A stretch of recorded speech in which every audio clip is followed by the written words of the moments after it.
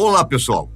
Hoje vamos adentrar o Vaticano e conhecer alguns papas bastante polêmicos dos séculos passados, para compreendermos juntos sobre casos de heresia e corrupção que aconteceram no Vaticano devido à prática irregular de alguns representantes importantes do papado.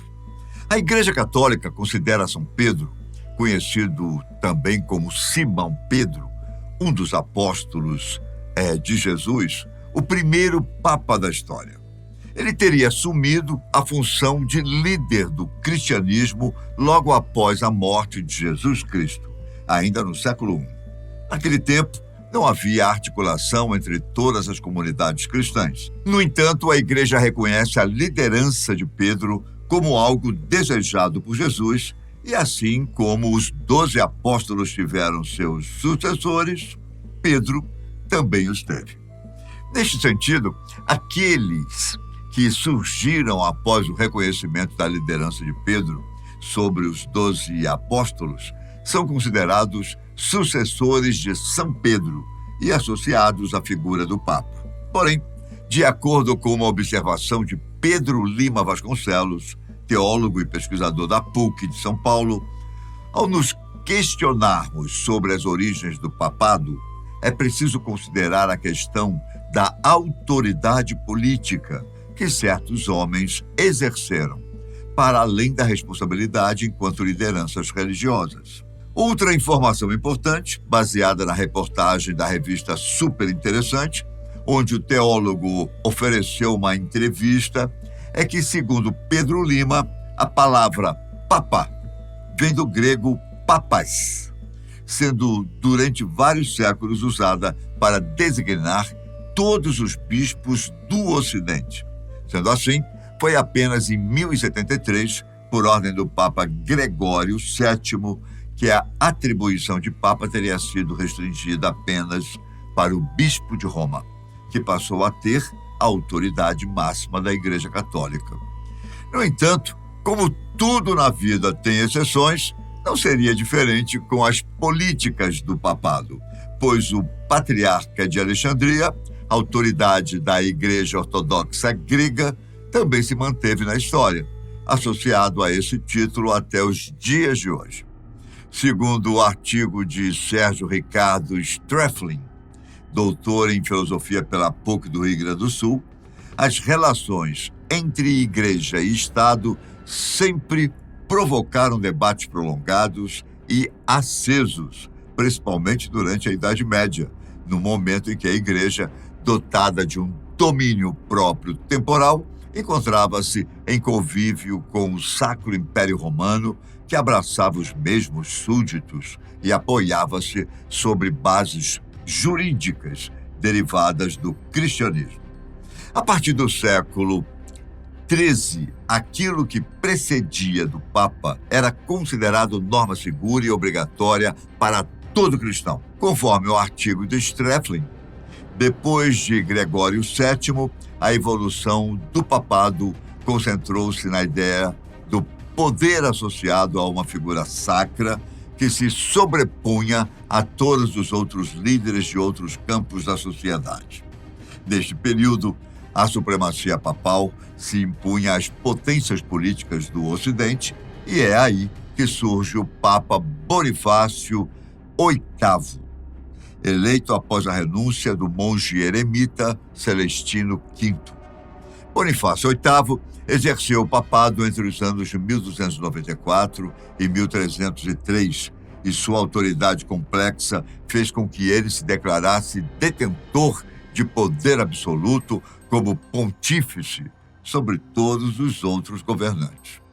Nascido Benedetto Caetani, o Papa Bonifácio VIII comandou a Igreja Católica de 24 de dezembro de 1294 até sua morte, em 1303.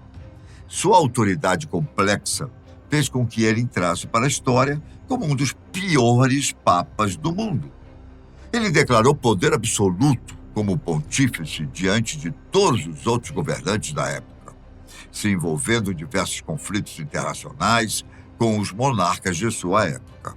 De origem nobre, Bonifácio VIII nasceu em Roma, em 1235, tendo ingressado na carreira religiosa ainda na adolescência. Quando jovem, tornou-se clérigo da Catedral de Agnani, uma comuna italiana onde residia. Posteriormente, viveu cerca de 8 anos na Inglaterra e, assim como vários papas, Bonifácio percorreu e galgou espaços em sua carreira religiosa graças a um tio que exercia o cargo de bispo. Portanto, ele conseguiu assumir importantes cargos na instituição religiosa.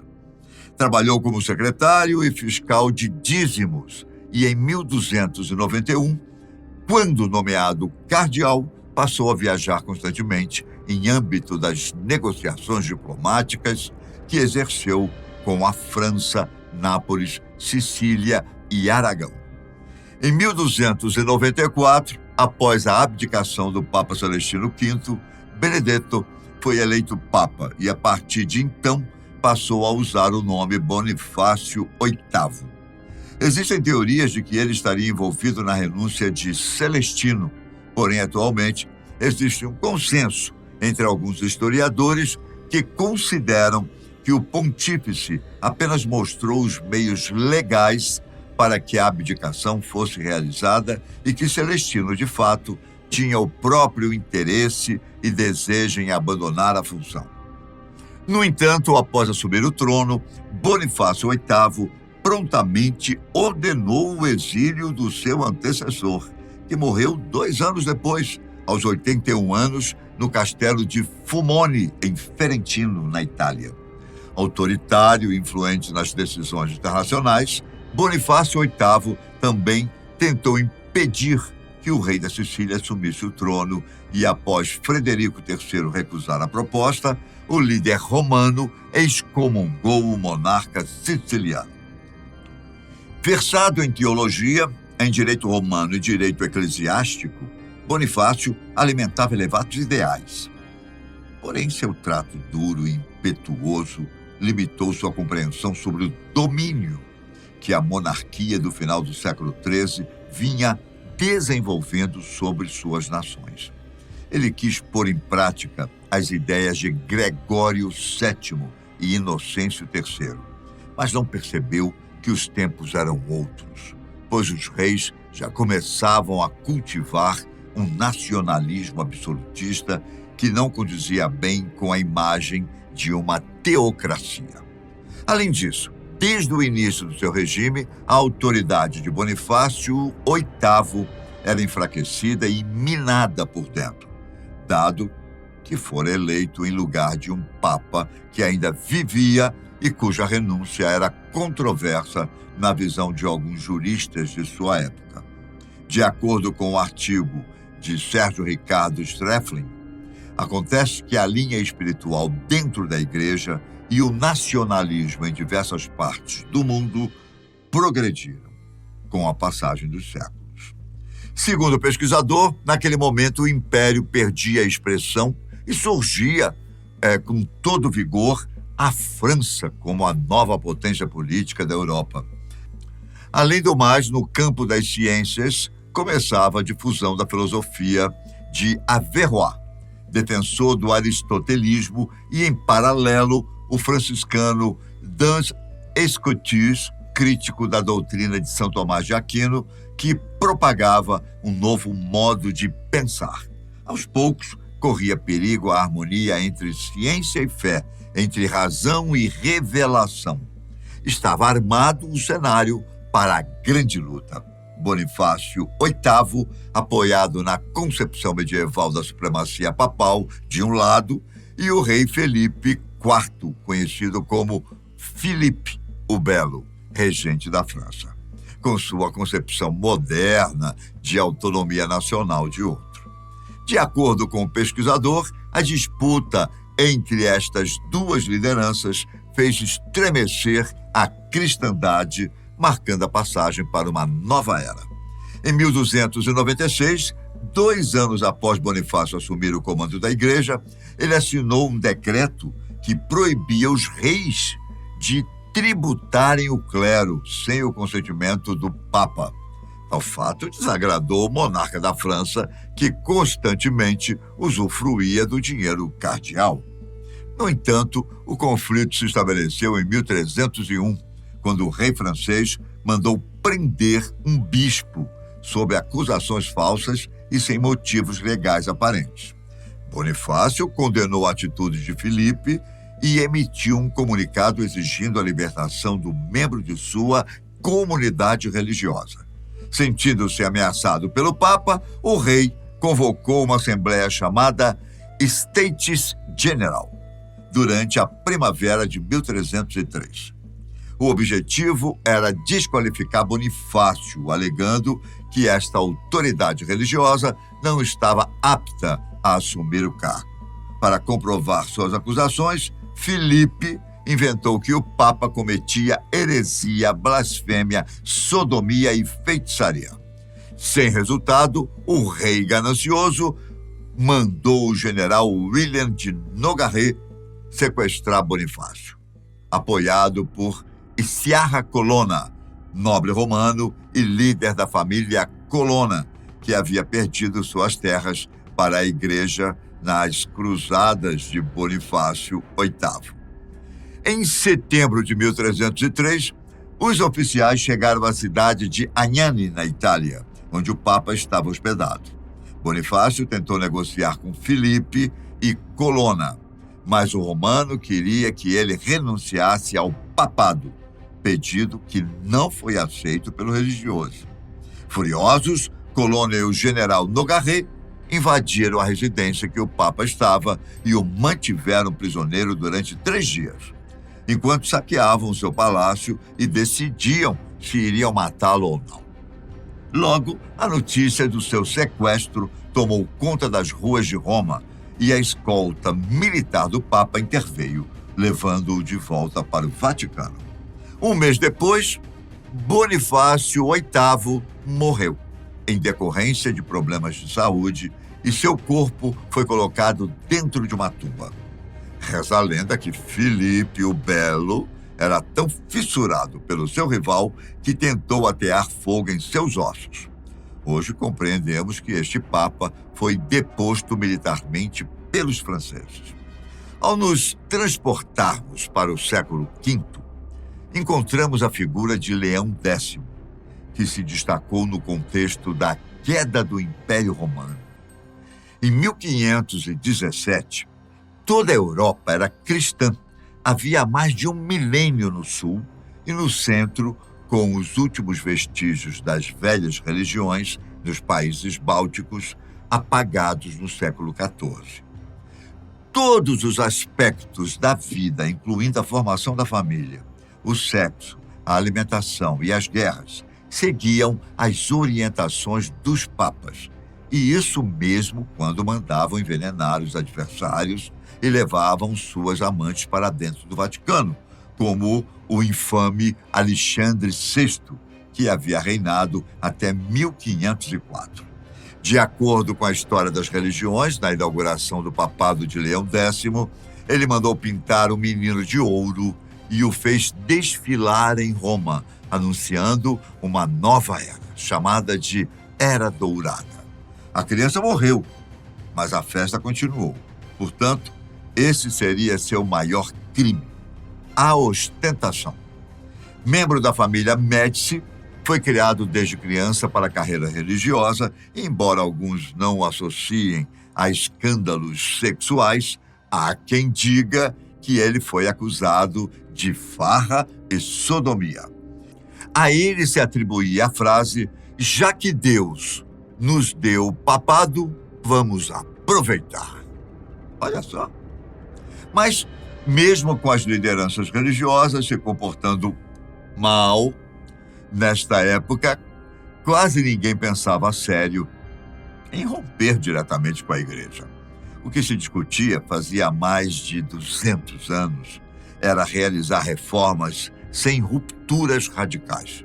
O pontífice ficou marcado na história do papado como aquele que arruinaria os cofres da igreja com sua gastança em arte e arquitetura e suas ideias mirabolantes, como a de cobrar indulgências e pedir dinheiro para absolver os pecados dos fiéis. Isso revoltou o monge alemão Martinho Lutero, com quem travou um grande conflito. Lutero era um monge de 33 anos quando divulgou um tratado de 95 teses a respeito da doação de dinheiro para garantir o perdão dos pecados. A chamada venda de indulgências vinha sendo criticada há décadas, mas ainda era realizada com frequência. Naquele momento, as indulgências eram para levantar verba para uma nova sede do catolicismo em Roma, a versão atual da Basílica de São Pedro, ainda hoje a maior igreja do mundo. Os vendedores de indulgências se espalharam pela região de Wittenberg, onde Lutero vivia e lecionava. Ao debater sobre o assunto em seus sermões, o monge questionava por que o Papa, sendo um homem rico, precisava pedir dinheiro ao povo pobre. Lutero ainda defendia que o pontífice provavelmente não estava bem informado a respeito das promessas absurdas que os cobradores faziam, pois estes diziam para os fiéis que não era necessário sequer se arrepender ou mudar de atitude, bastava pagar e pronto. Assim, teriam uma passagem sem escalas para o paraíso. Segundo a doutrina católica, a indulgência provém da palavra indulgeo, que significa para ser gentil. Portanto, consiste na remissão total ou parcial da pena temporal devida para a justiça de Deus pelos pecados que foram perdoados, ou seja, do mal causado como consequência do pecado já perdoado através da confissão sacramental. Sendo assim, a remissão é concedida pela Igreja Católica no exercício do poder das chaves, por meio da aplicação dos superabundantes méritos de Cristo e dos santos, por algum motivo justo e razoável. E embora o sacramento da penitência, a culpa do pecado seja removida e com ele o castigo eterno devido aos pecados mortais, ainda permanece a pena temporal exigida pela justiça divina, e essa exigência deve ser cumprida na vida presente ou na depois da morte, isto é, no purgatório. Bom, no início da Igreja, especialmente a partir do século III, as autoridades eclesiásticas concediam aos cristãos indulgências para reduzir as penitências muito longas e severas. No século VI, os participantes do Concílio de Borgonha substituíram para a prática de graves penitências canônicas por penitências mais leves, e dessa forma tornou-se habitual a penitência de obras menos exigentes, tais como orações, esmolas e jejuns.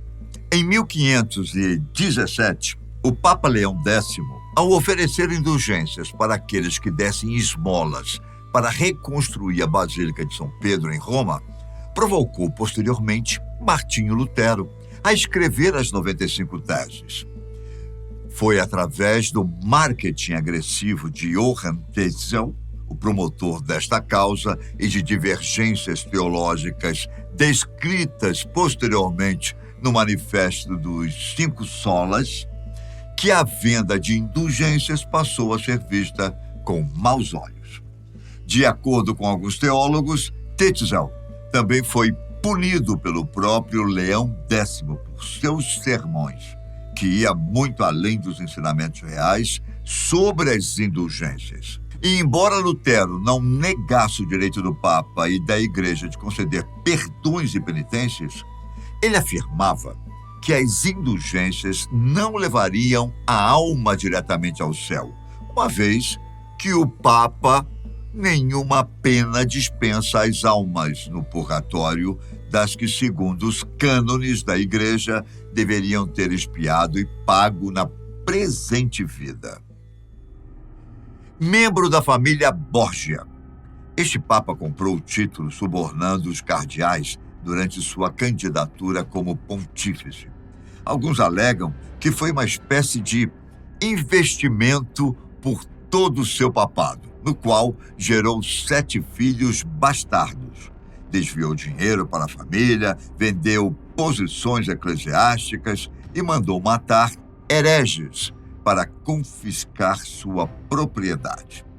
Também chamado de Rodrigo Borgia, este papa nasceu em Valência, na Espanha, no dia 1º de janeiro de 1431, filho de Isabela Borgia, com um nobre Jofre Lansol.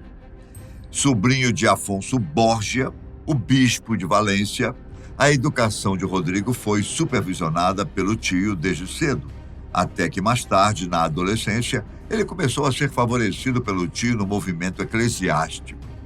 O aspirante estudou Direito em Bolonha e, no dia 22 de fevereiro de 1456, tornou-se cardeal graças ao tio que exercia o posto de Papa Calixto III naquele período. No entanto, mesmo sendo cardeal, Rodrigo Borgia levou uma vida distante da carreira religiosa e chegou a ter um relacionamento com a romana Vanosa del Catanei, com quem teve 4 filhos, identificados pelos nomes de João César, Godofredo e Lucrécia Borgia. Não bastasse isso, o cardeal nutriu uma vida leviana e libertina, mantendo relacionamentos também com outras mulheres da nobreza e com prostitutas, gerando ao longo da vida outros filhos considerados bastardos.